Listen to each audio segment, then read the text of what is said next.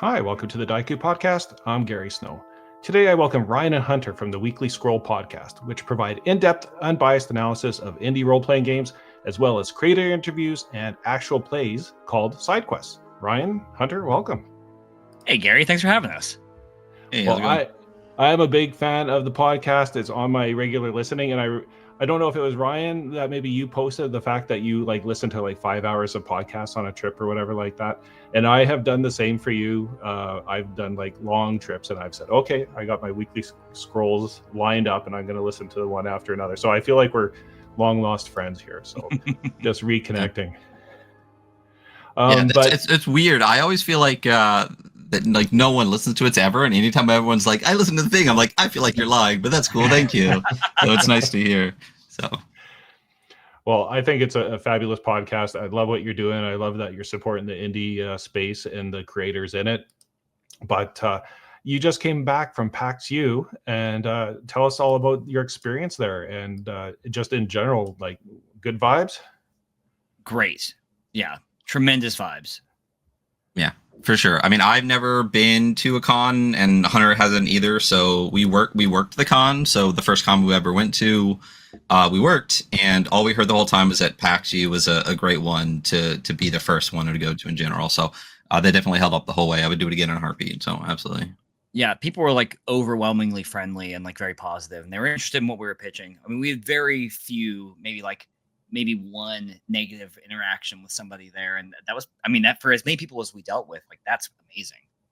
Yeah. And who are you working for? Or were you working like a booth for somebody, or just yourselves? Yeah, we were working for Adam Vast of World Champ Games. Oh, okay. He was recording an album at the time, and so we have a pretty close relationship with him. I mean, we talked to him on Discord. We obviously have interviewed him several times. We reviewed his games. And he was just like, hey, you guys know my game's better than anybody else. So yeah. Well, definitely. And, we'll talk about Adam a little bit later, because I know you have rated his games quite high with your rating system, but we'll talk about that in a little bit.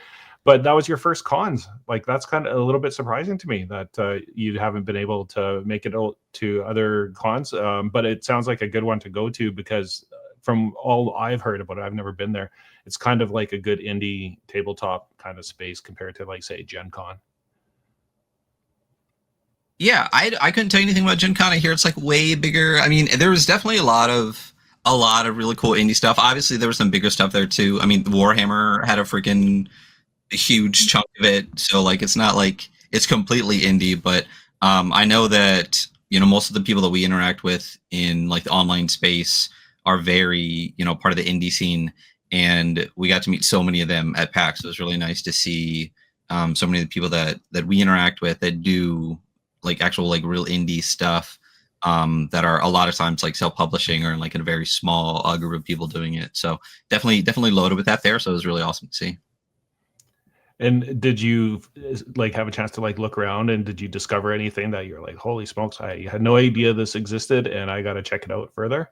We definitely took turns going and making our rounds, but I think both of us kind of knew the stuff that we were looking for. I mean, there was a lot of cool stuff on the floor, but I think it was a good chance for us to like go see the creator booths that we were really looking forward to and like finding. Also, we very much as like Adam has this, like, would have been like, yeah, go walk around, whatever. We very much were like working and wanted to do a good job because Adam kind of got us there.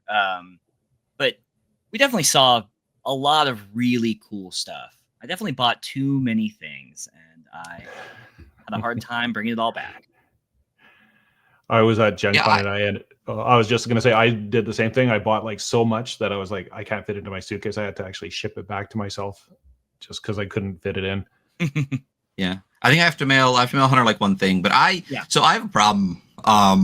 And I buy everything, so I wasn't like super surprised by anything there because I had most of it already. There's a couple things that people like stuffed into my hands, or that I definitely absolutely had to have. That was a little bit newer, but for the most part, I feel like I did pretty well. I got like 3 or 4 things that were like exclusives, and other than that, I feel like I did okay. I spent a lot less money than I thought I would, but yeah, like I said, most of it was just being able to see the people that we really wanted to see more than like buy the stuff, which was good for my wallet, I guess.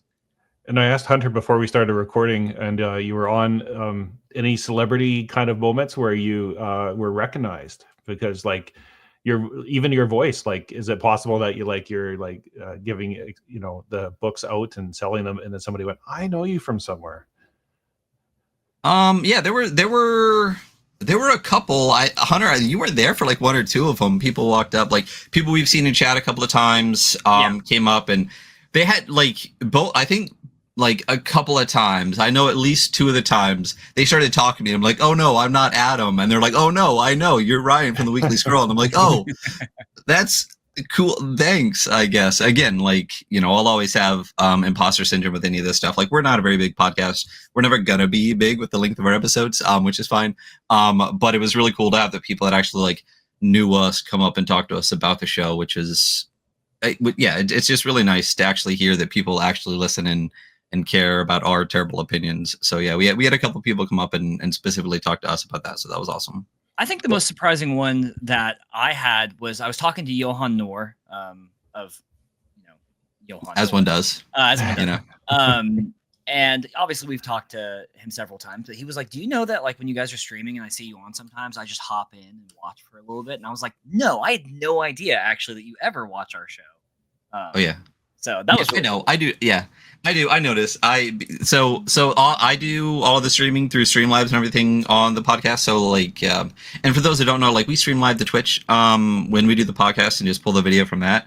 And I definitely will glance into the viewer list every now and then and see who's popped in. So we do. Johan, if you're listening, we do appreciate it. But yeah. It's cool to see people hopping in and out, which is nice. And do you like get a lot of viewers on Twitch? Because I know like I do like some live streams at Twitch, and I don't even think I get like one or two myself.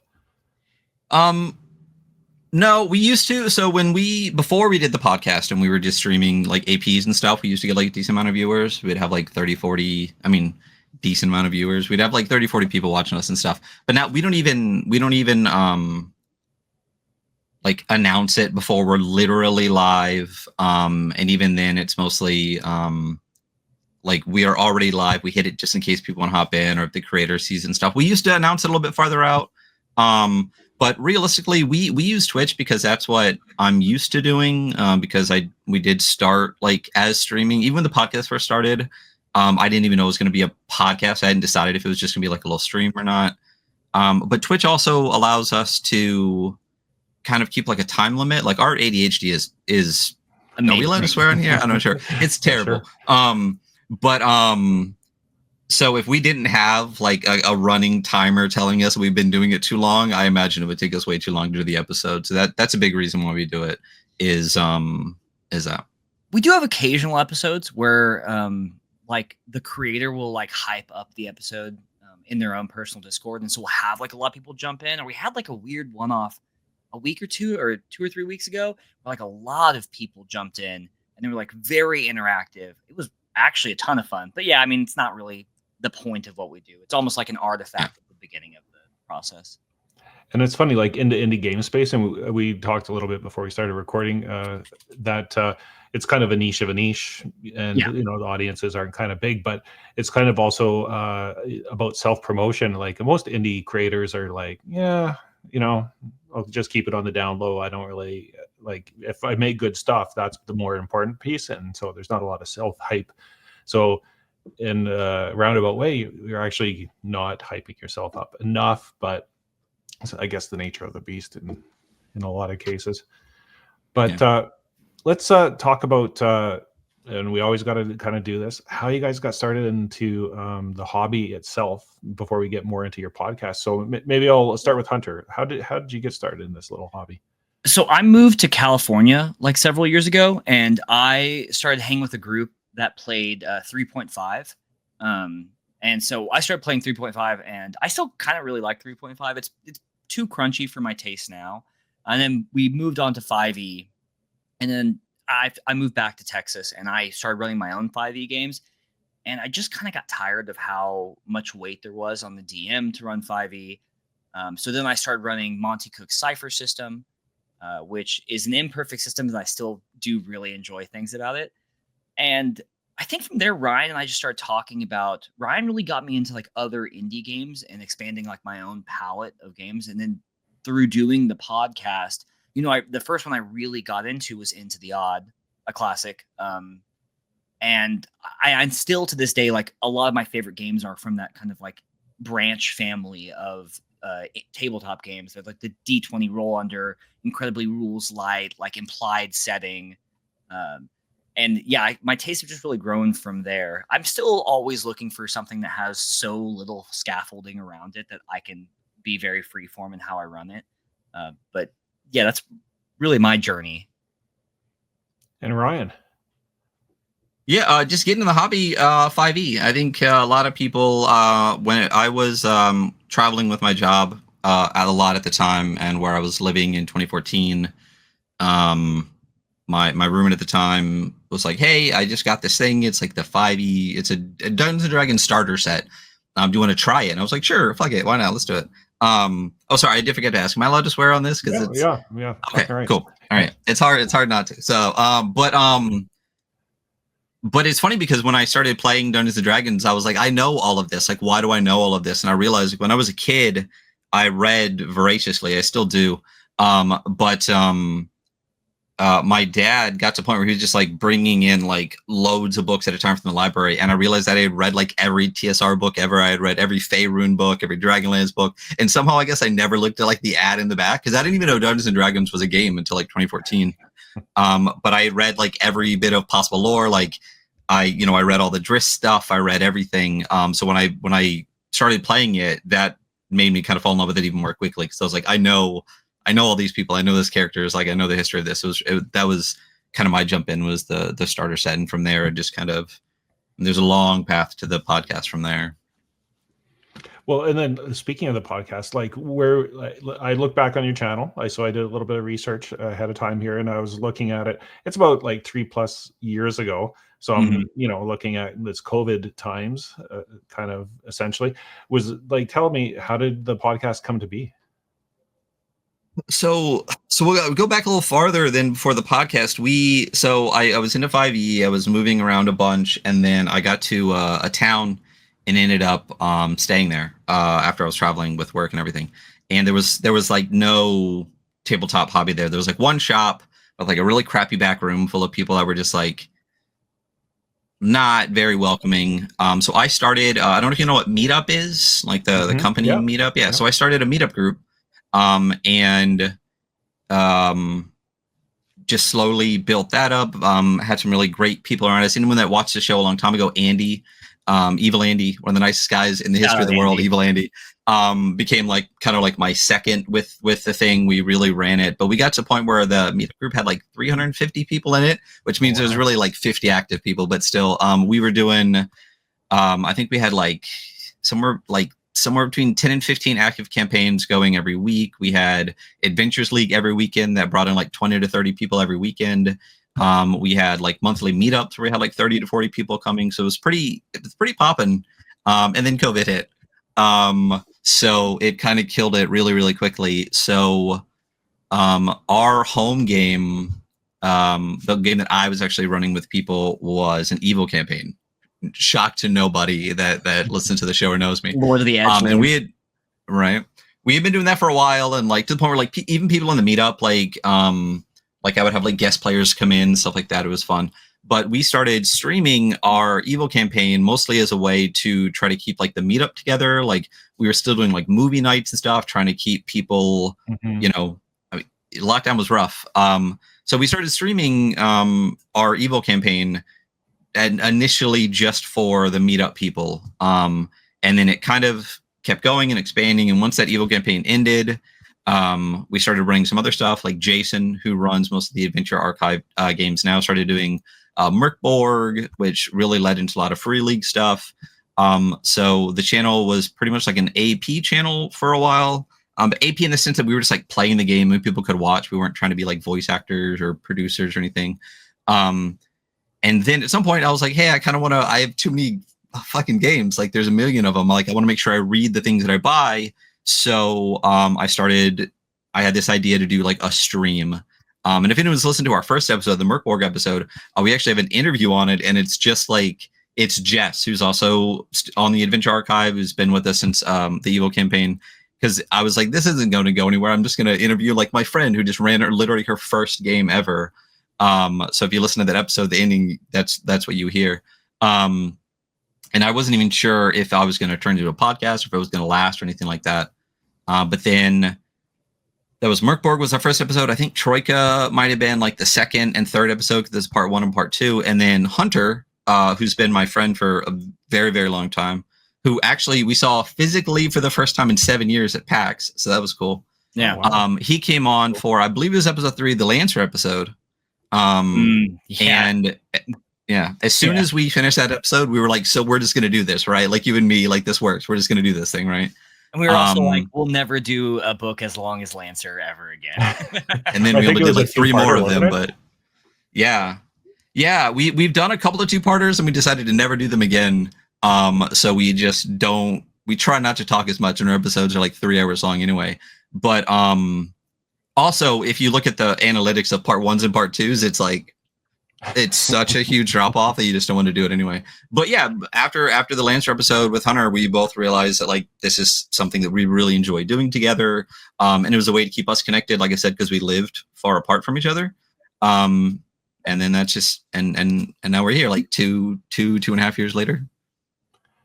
Cool. And then the whole like rating system, was that like, did you do that on episode 1? I can't quite remember, but did you kind of know like these are the ways that I look at games?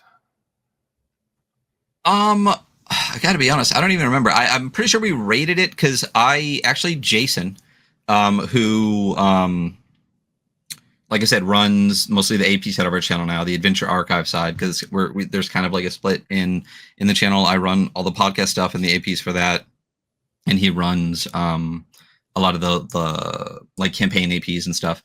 I believe he was on the episode with me, and we had talked about that. But I knew from the beginning I wanted to do like a rating system because I never wanted to be something where we just did like a 10-minute flip through and only said nice things. You know, like I wanted to be like more critical, more people have used a nice word recently that I enjoy, and I can't remember what it was. Granular about the way that we looked through things. That's a really nice way to explain it. Yeah, granular, pedantic. But we really want to do that. But the system has evolved. I think we have 2 big evolutions, right? Like we originally started as I think like there's been like 5 points. versions, I think. Yeah. I think we started as 5 things, 5 metrics worth 5 points each for 25 points. And then I think around like episode 10, we did a re-review where we jumped it to 10 points and then re-reviewed, I think, our first 10 games.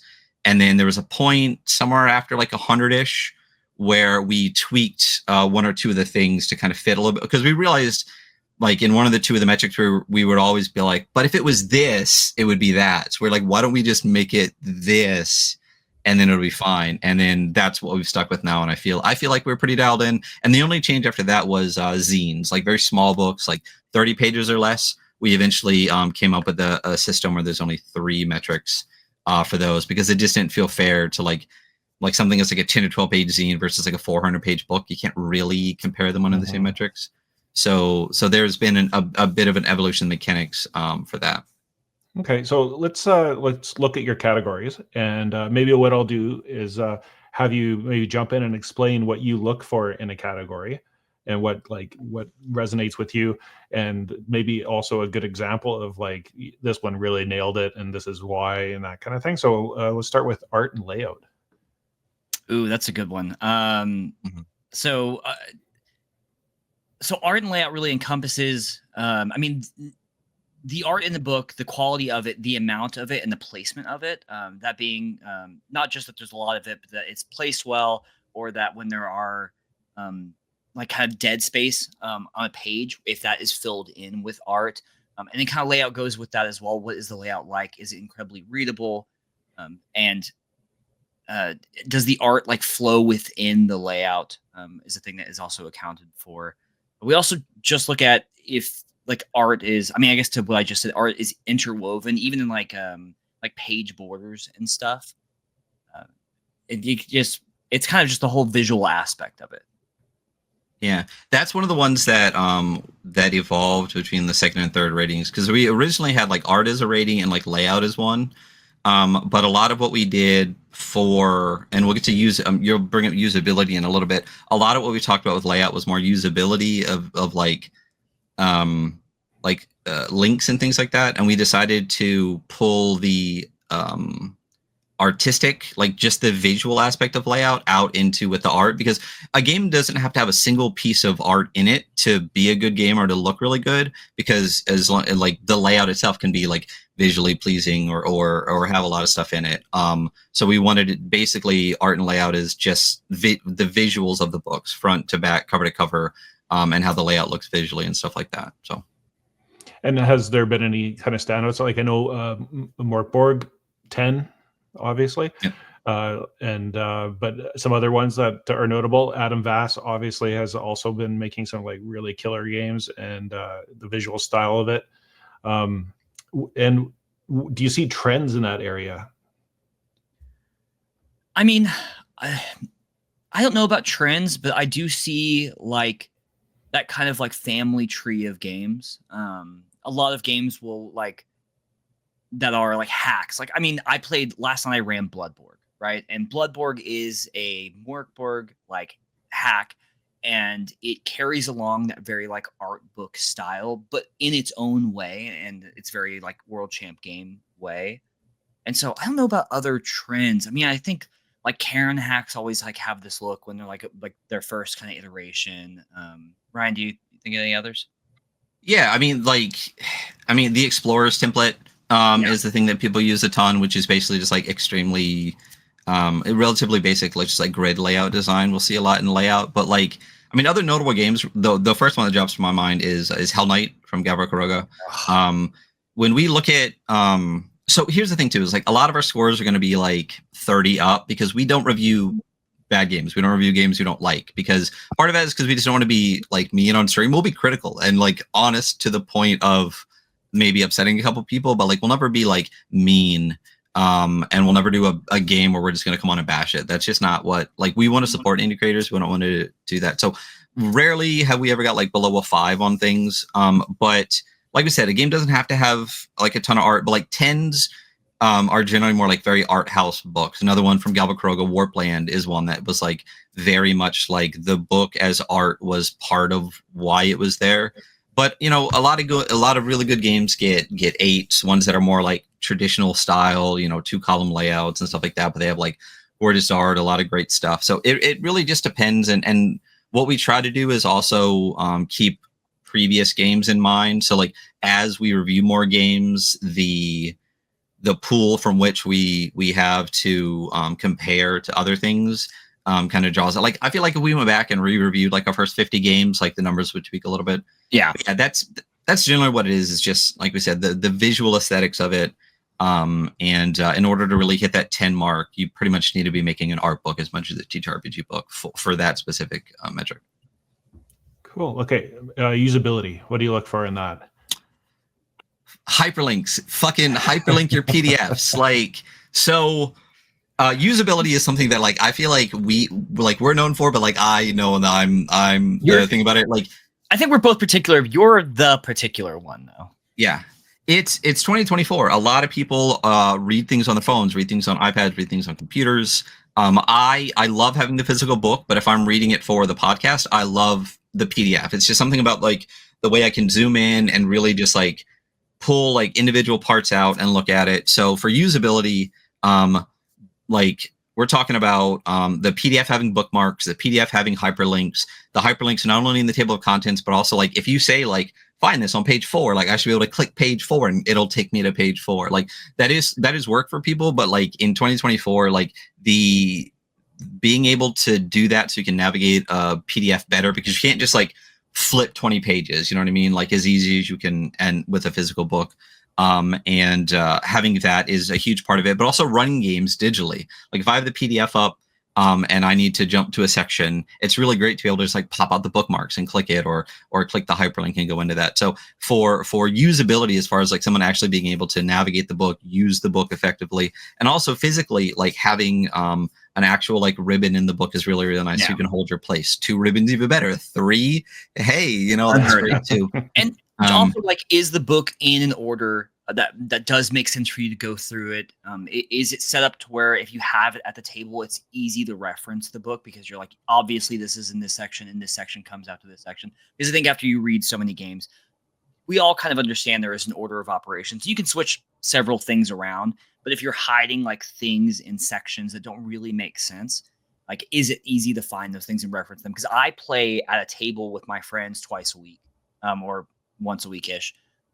And I have the physical book at the table. And so is the slog to find the stuff we're looking for.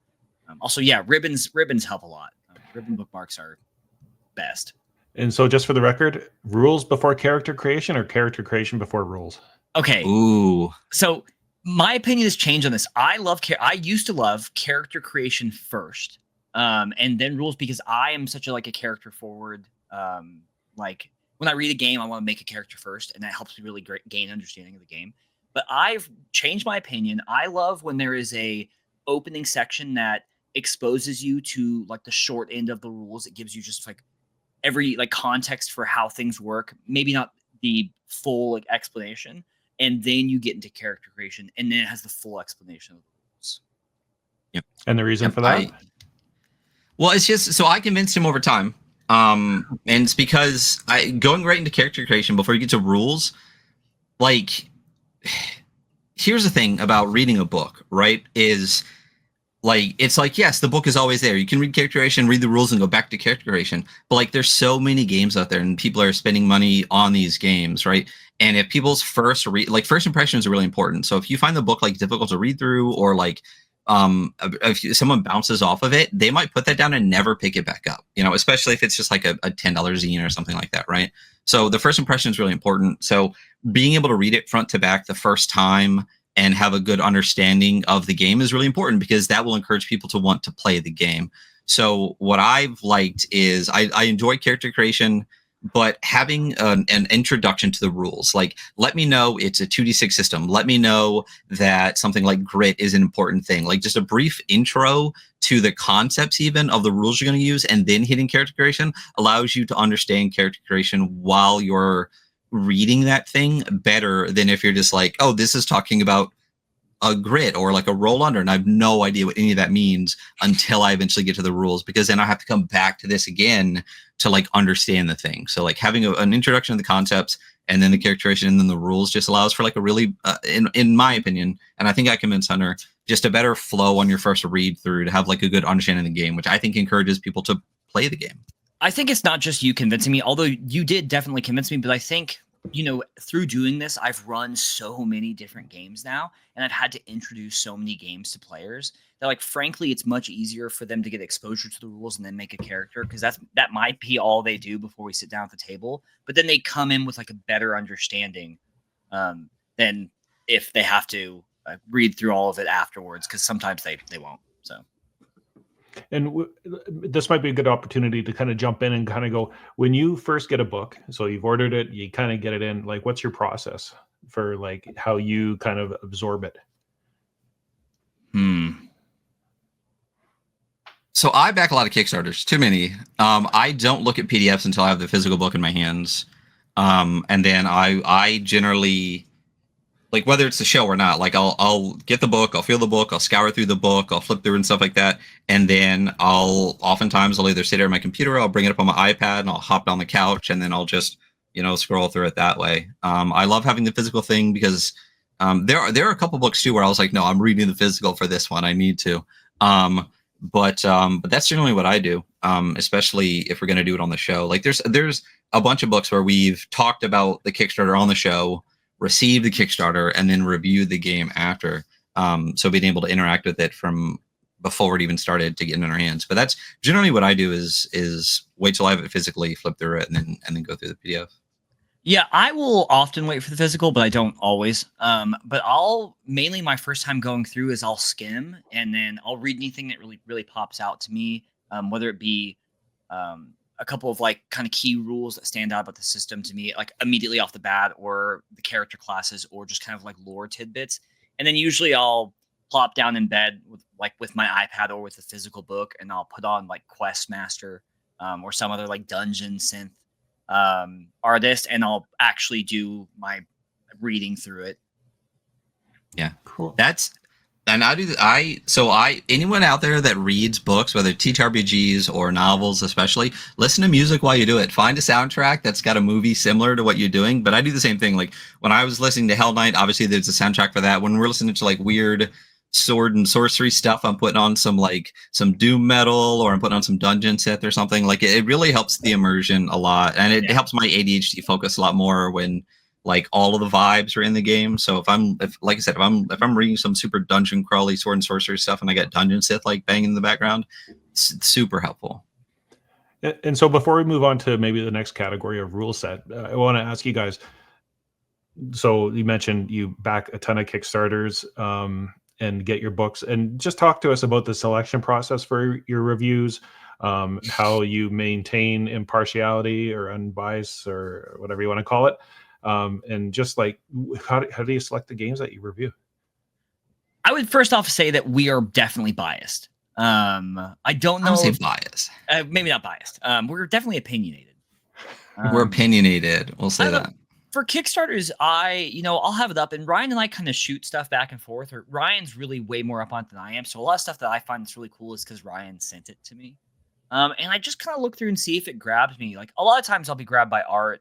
I think that's the true for all of us. Like a visually appealing game is immediately more attractive to you. And I just kind of read through the Kickstarter, and I feel for the vibe of what they're trying to put out and what they're trying to make. But, I think my process is not overcomplicated. If I like it or think that I'm going to like it, I'll probably back it. Yeah. Yeah, I try to be a lot more selective now than I was before, just because I would like to have money in my bank account. That'd be nice. But at this point now, I've backed so many Kickstarters. Like you can, I don't know, there's a lot of things you can tell about a Kickstarter, honestly, just from like the Kickstarter page, even just from the landing page when you first get to it. Like even when we've done episodes where we just go through Kickstarters, like it's hard not to be like, well, that should be there and this should be there, and you should start with a picture. And like, there's ways you can look at a Kickstarter page, and if it looks like disorganized and there's a bunch of stuff missing and stuff like that, it's hard not to have it shade to be like, are books going to be like this too? You know what I mean? Like, you can also see like who's distributing it, like, where, like how much do they have written already? So like I've becoming a lot more, not critical, but like picky with the Kickstarters I back. Yeah. And honestly, if it doesn't have like a Kickstarter exclusive, I'm like, just wait, it's going to hit Exalted Funeral in 6 months anyway. Just like stop. But yeah, there was another part to that question that I totally did not remember. Just how do you maintain it? Because I mean, obviously, for example, you and Adam, good buddies, and that kind of thing. How do you maintain that criticality of like reviewing things and making sure that like you're upholding the standards? Well, so we don't really broadcast it very much, but we're completely unmonetized. Like we're not partnered. We have enough, but we're not partnered on YouTube. We are technically affiliate on Twitch, but we make like $50 every 3 months, and that's most of us or our friends like using their Prime. And usually I'll take that money and just throw it on like an itch funding page, so we don't make any money from it. A lot of times we'll put like, please don't sub to us. Like I just like the emotes. I just like the things you can get from affiliate on Twitch, more than like, I wish I could turn the ads off. Trust me. But so we don't make any money from that. And if we do, like I said, I'll just throw it into like an itch fund or something. We don't accept review copies from anybody. Even if people are like, oh, it's just, I don't expect a review. It's like, yeah, you do a little bit. Like, so I don't really like that implicit kind of, I don't know, even just like the hope that maybe we'll do it. Cause it's like the other thing too, is like, we get in this to support indie creators, and review stuff to really show off, the like the games and the creators. And if we really love a game, we'll do like a side quest of it and things like that.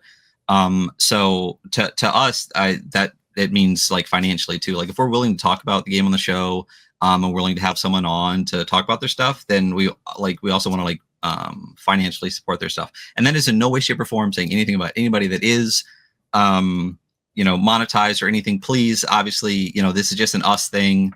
I'm lucky enough that I have a job that pays fairly well, and I really like that this is just a hobby for us. We don't feel beholden to anything. We don't feel beholden to a Patreon. We can just like not do an episode if we want. And I really like that kind of thing that we don't answer to anybody but us. And obviously, you know, if we're reviewing things that are our friends, like obviously, like they're our friend. But I'll say that we're maybe even like more critical of our friends sometimes because of that. Maybe, Or people yeah. that we've talked to. Yeah, we're like where we I don't know. I have a problem not just being honest, or not telling the truth. So I've gotten to a point where I have to ask people if they like. I say like I'll tell the truth, but you want to be nice or do you want to be honest? And either way will be truthful, but like that's what you're going to get from it. I will say that we've had like an overwhelmingly like positive response too from creators of like things we're critical of. Like a lot of people are really really like to have people who are fans of the hobby go through and give like an honest review. A lot of people have been like, yeah, I really appreciate it. Like this is a very in-depth, granular review, and it's good. It's good to have that information. Oh, I didn't even notice that. Yeah, it's not hard to maintain honesty.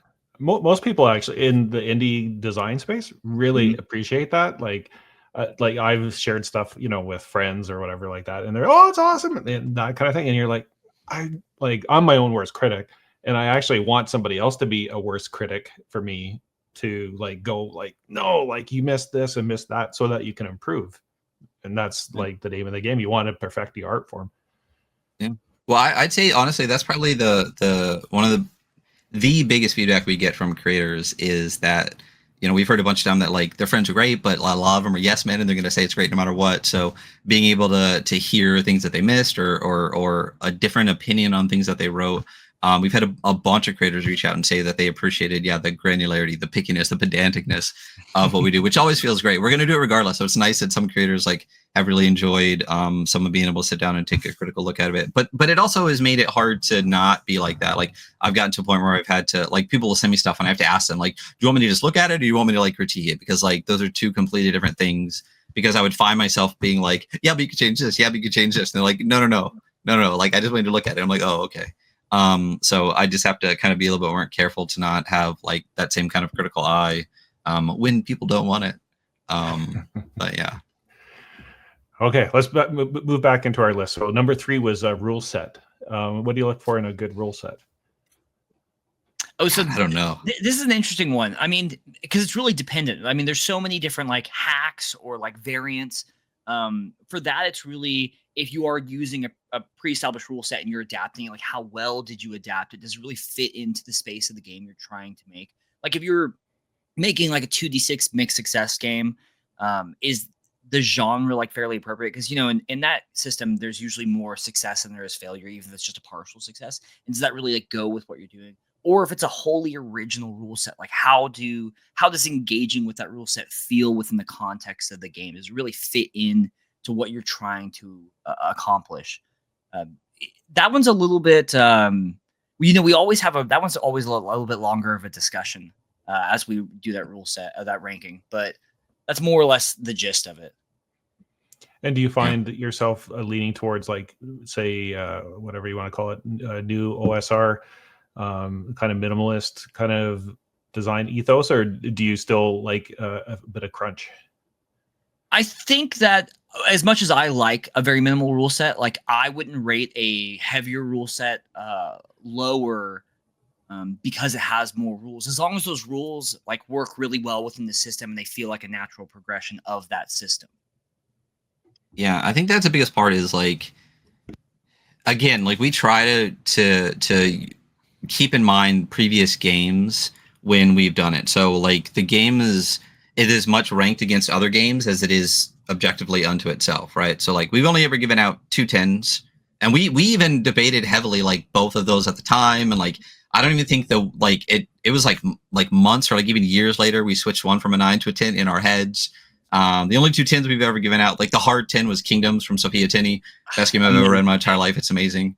And the second is Necronautilus from unbiased. That was a 9 that we even at the time were like, we know this might eventually become a 10 when we read more games. But at the time we'll give it a 9. And now we've done like 100 more games. We're like, no, it's a 10. It's definitely a 10, yeah. And most games like max out, like honestly can't get higher than an 8 because rule set is such a hard one. because there's so much that goes into it. But like Hunter said, like a game, obviously we prefer, whether it's a story game, whatever. Like I'm old and I have ADHD. Like I like slim rule sets. I don't like 400-page books, but I'll read them.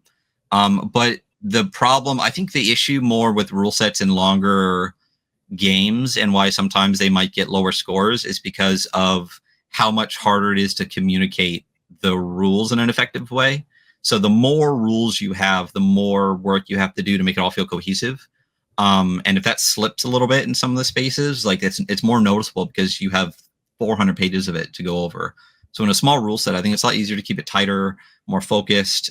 So if we lean that way, we'll never say that we're not biased towards the systems we like. I like 2d6 mixed success. Hunter likes d20 roll under and dice pools. But what's funny, I do always try to make Hunter say the score first. But honestly, 9 times out of 10, I already have a score written down, and he is either on the exact number or like one below.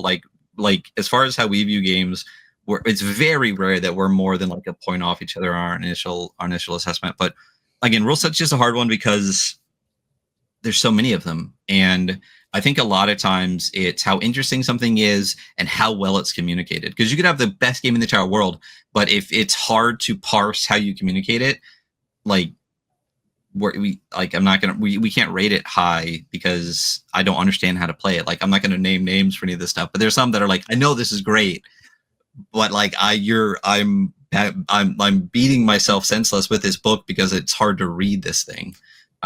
So yeah. Do you find yourself with the rule set, like when you see somebody say like do a Karen hack, and you kind of know the rules and everything like that, and like how they adapt it, but at the same time, do you find that you're like craving different rules, like that they should have, like when you read it, you go, oh, they should have used a different rule set on the game, or like their own we've done custom. that a bunch. Yeah, probably. I can't think of anything that really stands out right now, but I think probably there've been a couple times where I've been like, this feels like a misalignment of rules versus like vibe and setting. Yeah, for sure. I think more so what we'll find a lot of times is like, because we are kind of picky with what we do, and we'll read it beforehand and stuff like that. When we do hacks of things, it rarely will it be something that's like just a little tweak, right? Like, when you look at something like liminal horror, compared to Cairn, there's so much of it that like is Cairn. Even the initial like layout from the first zine from Goblin Archives like was very Cairn, but there was so much that pulled it in a different direction, like the entire vibe, the setting, like the doom clock, everything. So what's really great, because that's what we say, when we talk about it, like, if it's a whole unique rule set, that's great. If it's a hack, like how well is it hacked? Did you accomplish what you wanted to do? So what we try to find is things like that. Like, one great example is Nuked. Nuked is a fantastic knave hack, but adds like such a small amount of it is knave. And then there's so much that they added on that made it its own game that you could almost not even call it one. So when we look at hacks, it's really like, how well is it hacked into the thing that they're trying to do? Like, did you even need to hack it? Could I just run this with knave if I'm doing a knave hack, or Karen if I'm doing a Karen hack?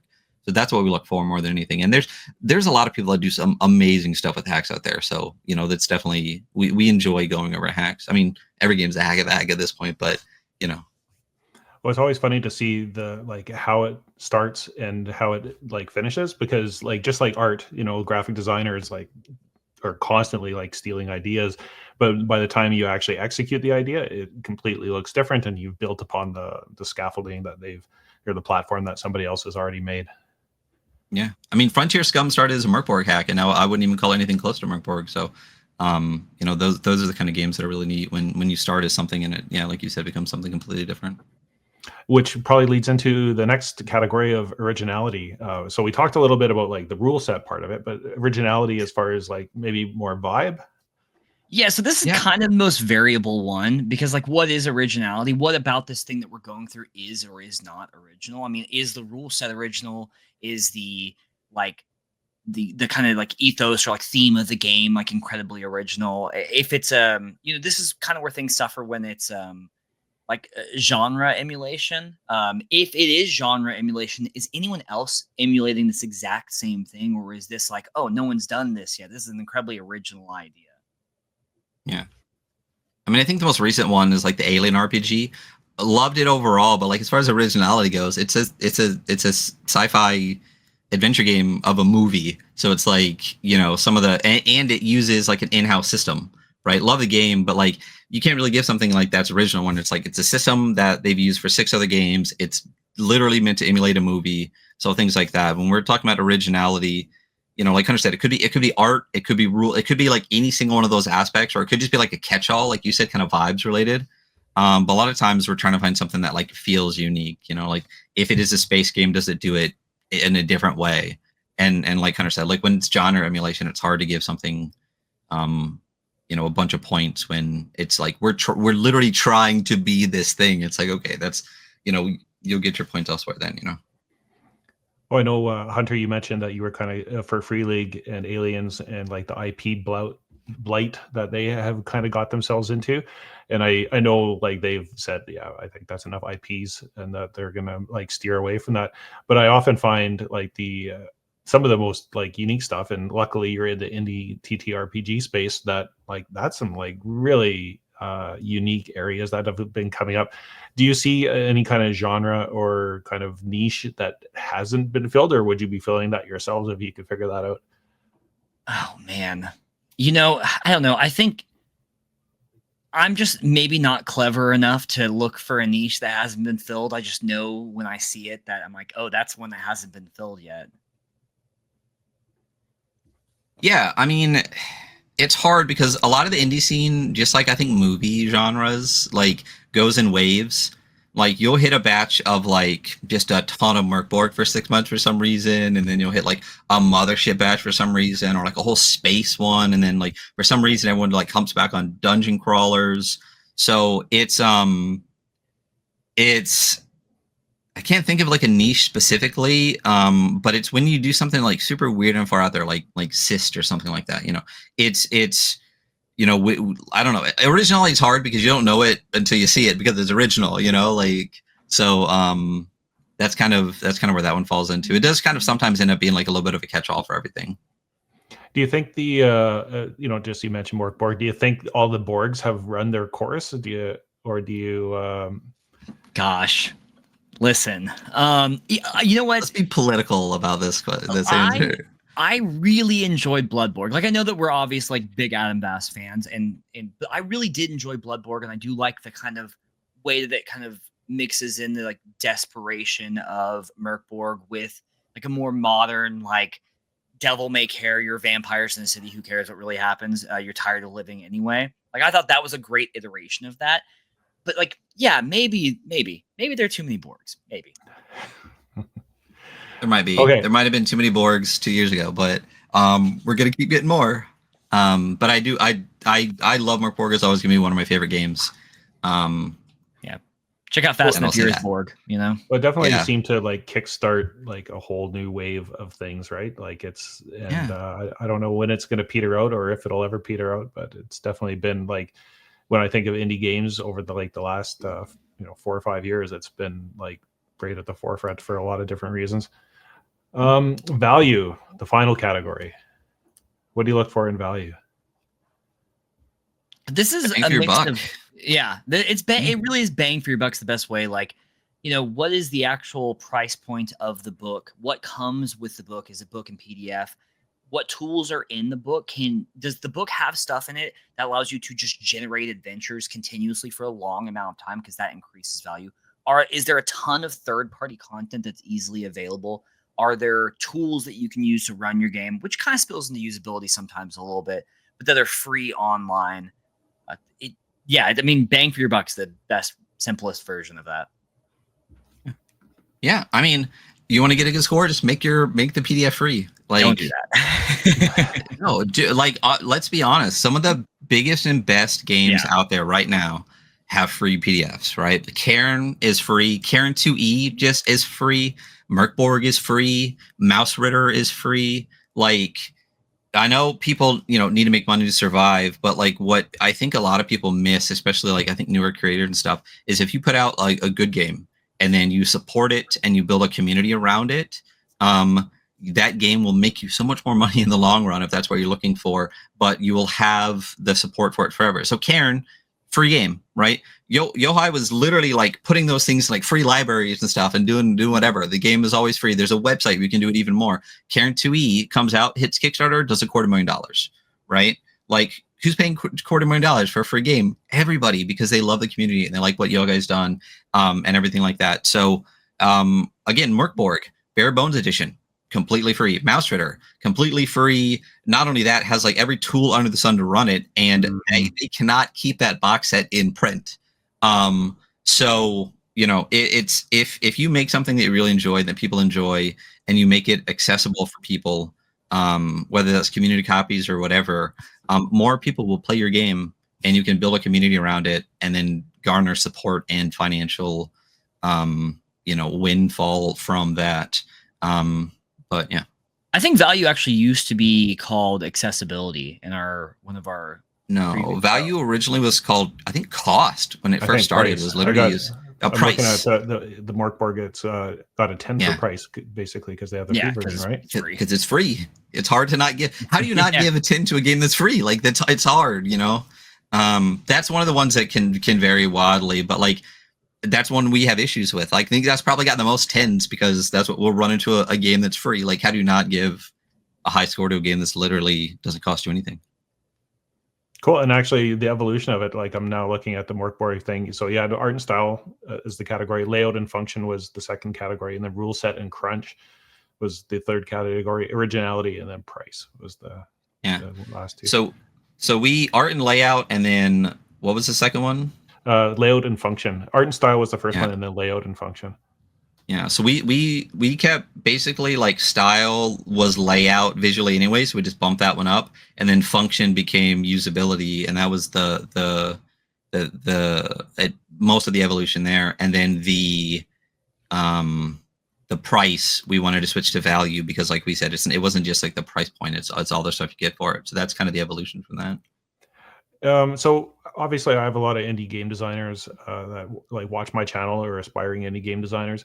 And what do you say, like, is there an area that people overlook all the time where they're like, you know, killer on the art, or they're like, you can see they put a lot of effort and love into the art, and but their rules are just like, you know, not what they should be, and that kind of thing? Do you have like a thing that you go, people do this and your game will be more successful? I would say so. Like, art's a hard one, right? Because like, it's actually really easy.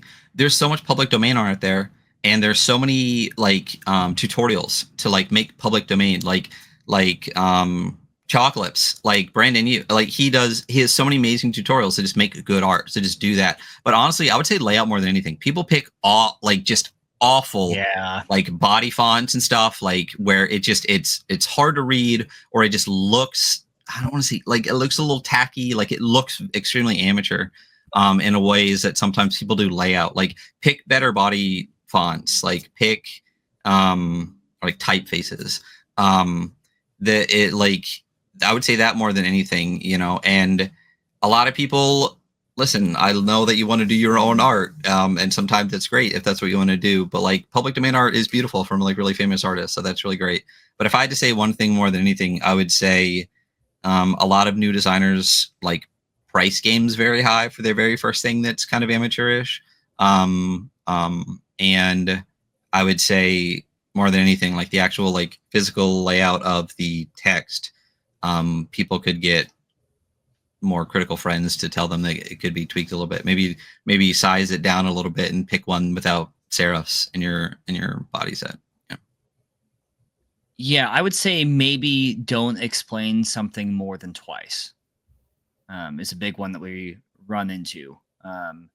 If like I understand, like we talk about like an opening to the rules and then character creation and then like a deep dive into the rules, or like if you're referring to lore and you refer to it later and then you refer to it like you expand upon it later, like, not that you need necessarily be insanely concise, but if you're explaining something to me 4 times in 4 separate sections of the book, and each of the explanations is either like an expansion or like a repetition, it makes it tedious to like read your product, and it makes it easier to bounce off of.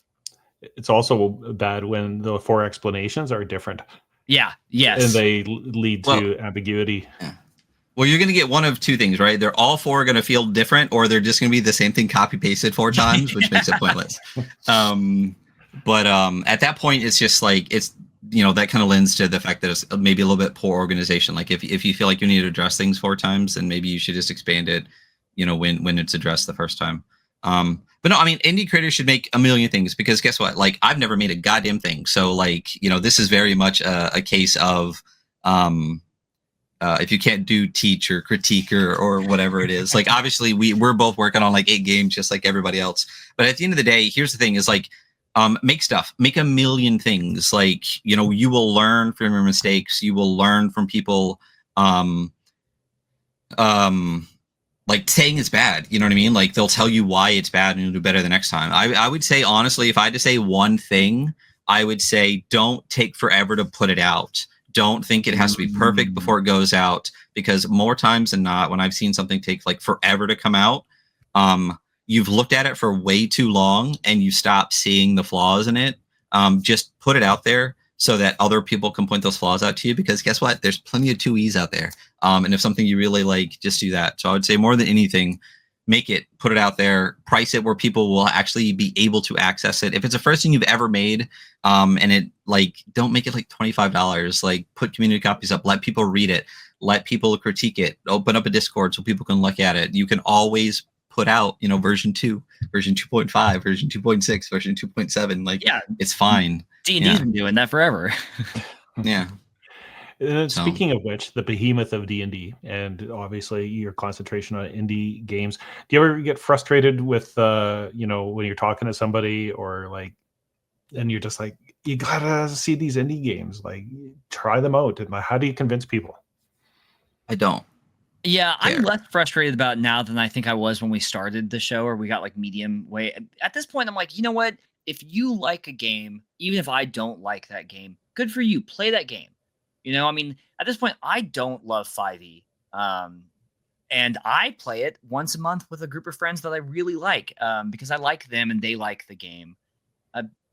Yeah, I don't think you're wrong for liking it. I think the company's bad. But yeah, no, I'm not overly frustrated. I sometimes I'm like, man, I wish every cool thing. I mean, there's not that much anymore. There's a lot of cool indie stuff now. But for a while, it's like so much cool stuff came out that's like, this is for 5e. And it's like, yeah, there's so much other stuff out there that maybe could do this thing, or would be a better framework for running this type of game. But at this point, it's like, listen, if you like it, good for you. Have fun. Have your fun the way you want to. See, it's funny, right? So if you go to Twitch, right, there's a D&D category and a TTRPG category. And that's how I feel about it in general. Like, D&D is not part of the tabletop space. D&D is its own space. And sometimes people will cross over into the TTRPG space, but D&D 5e it's literally its own monolithic thing. And the vast majority of the people that like it stay in that bubble, right? It's great when we have people on that are like, I started in 5e and now I make this awesome, like, 2d6 mixed success game about like, 3 toads riding a unicycle. You know what I mean? Like, that's great, when you can get along that pathway. But like Hunter said, like, I'm not really, like, at this point, like, I don't have a lot of people to convince. Like, I don't hang out with a bunch of people that play 5e. Like, most of my friends in the real world, I would say 99.9% of the people that I know in the real world do not know I do a podcast, and I don't want them to. I have terrible opinions that they don't need to share at work. So I don't need to convince anyone, because I don't have anyone that I want to convince. And like Hunter said, like, it's like, if you're happy doing it, that's fine. I think the thing that frustrates me the most about 5e is kind of what Hunter alluded to too, where I'm like, this looks awesome, the art is awesome, the concepts are awesome, this lore is great. Fuck, it's just for 5e. It's like there's so many better systems. And I will say, I don't like 5th edition. I think it's a bad system. Yeah. And I think it's a terrible company.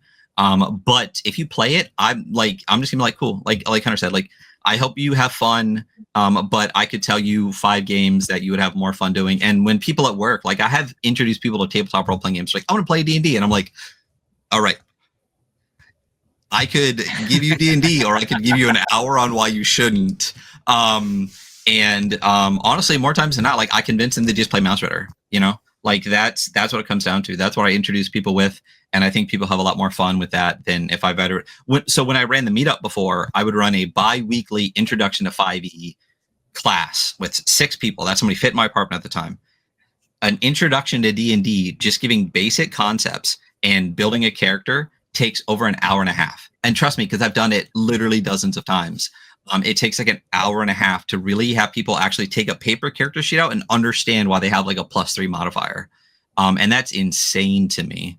And I think that's the thing that frustrates me more than anything is that there are, I know people could have more fun with other systems, but I've given up on like trying to convince anybody, and I don't surround myself with people, not for any reason, that play that anymore. I'm just old, and my job doesn't have a bunch of tabletop players. So like, I don't need to worry about convincing people, and all my friends on the internet, you know, play the fun, weird indie stuff that we do. So, and my real life friends, like, you know, I have a Sunday night game. Obviously I don't run 5e at my Sunday night game, or maybe that's not obvious. I don't run it. And every time I pitch a game to them, they're like, cool, let's try it.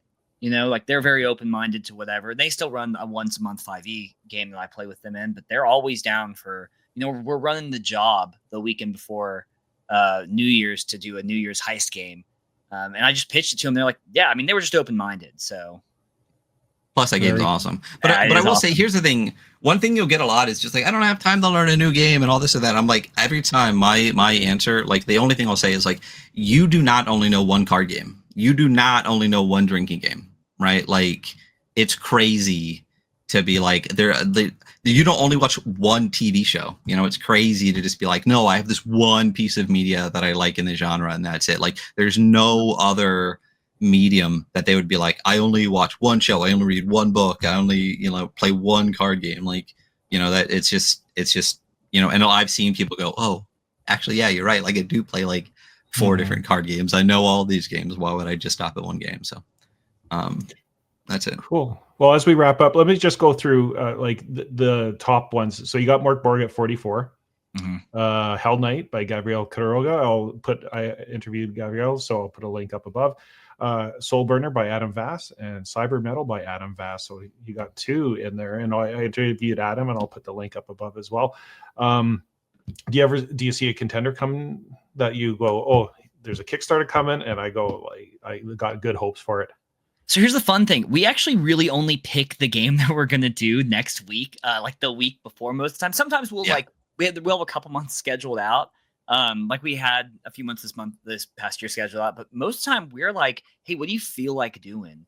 And we're just pitching to each other what we want to do. So it's hard to tell what's a contender down the line, because I don't know what we're doing next. So yeah, because we didn't even talk about zines. Zines is an entirely separate category that uses its own separate metric for that. So that's totally different. But a lot of times, like Hunter said, it's just like, bro, did you have a rough weekend? Let's just do a short zine this week, you know? Or like, hey, you know, we're doing like a 400-page book. We'll literally take a month to read it, talk about it beforehand.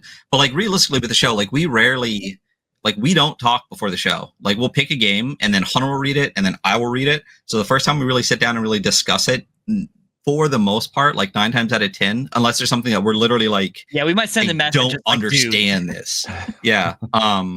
But 99 times out of 100, the first time we discuss it is on the show. And that's what I really like about it too, is because like a lot of times from beginning to end, our opinions will change based on like our rereading of the book. And that's why I would never want to do the show without Hunter. Yeah. Because I feel like the ways that we look at it are similar enough, but different enough. That we can point out things in each other's opinions and the ways we've read it that kind of like help like tweak or round out opinions and things like that. But no, like I never, like when we first got Hell Knight, I think Hunter was like, we'll try it. And then it ends up being like the second highest rated one we've ever done. I'm such an idiot. The other problem with high rated things though, and I try to say this all the time on the show, is like the final score is not really indicative, of like, it is kind of right. But like, if you don't really care about like the hyperlinks and usability and stuff like that, just don't look at that. Like if you want to look at rule set, just look at rule set. Like I would definitely encourage people to not just look at that final number and be like, because like Sophia, like Kingdoms is like my favorite game ever, and it's not the highest rated game we've ever done, right? Because like I don't think it has like hyperlinks, or like it doesn't, like there's some things in like the structure of the book that like kind of dropped it down a little bit, or like I think value suffered a couple points, something like that. So just because they're the top score, like I love all of those games, but they're not my favorite games. One or two of those are maybe in my like top 5. But just because it's rated high overall just means it was like very consistent across the board. Because like, I mean, 5.8s would be like a super high score, right? But there's no 10s in there, and we might have games that have like 2 10s, but ends up with like 5s and all the rest of it. So I would definitely encourage people to just look at the metric that they care about more than that final score. And so what is in the future for you guys? Are you gonna just keep going, or Yeah, I think right now we're planning on doing less interviews and more game reviews. We really meant to start out as just doing game reviews, and then we got our first big interview like the first year we did this, and then we just keep rolling with interviews. And we like talking to people, but like we really want to talk about games. Yeah, the interviews have been fun, but like we've been trying to stop since like Zine Quest. And it's hard when someone hits you up that like you're like, yes, I would love to talk to you, but it's like, but I don't. Like it's hard because we'll do a 3-hour game review and I'll be like buzzing after, and then we'll do like an hour-long interview and I'll feel completely wiped out from it. I just think like sometimes the social interaction and stuff like that is difficult. And also like anytime you interact with a lot of people, some are awesome, some are less awesome, and unfortunately the way the human brain works, you know, a lot of times sometimes the less awesome experiences can come to the forefront and kind of drown out some of the more great experiences that you have. So I think that like Hunter said, for 2025, we're really going to focus most on reviews, try to get 4 of those. We'll keep doing, you know, our not cat chats with Jert. And I don't think we're really going to have like a big evolution. We're going to keep doing what we enjoy doing, cut out the parts that we don't enjoy so much, try to get some more side quests running. And that's kind of it. Yeah. Well, gentlemen, it's been fun chatting with you. Like I said, I'm a big fan of the podcast. I listen to it all the time. I think your analysis has been awesome, and I think it's raising the level of creativity and art that people are making. So hats off to you. I'll put all the links to your socials and your channel and everything in the description and the show notes. And just Ryan and Hunter, thanks for coming on and talking about games. Thank you so much for having us. This has been a pleasure and a novel experience. Yeah, it's been fantastic. And don't forget to check out the episode where Gary come on our show as well, and see them there as well. So sounds good. Okay, thank you. Take care.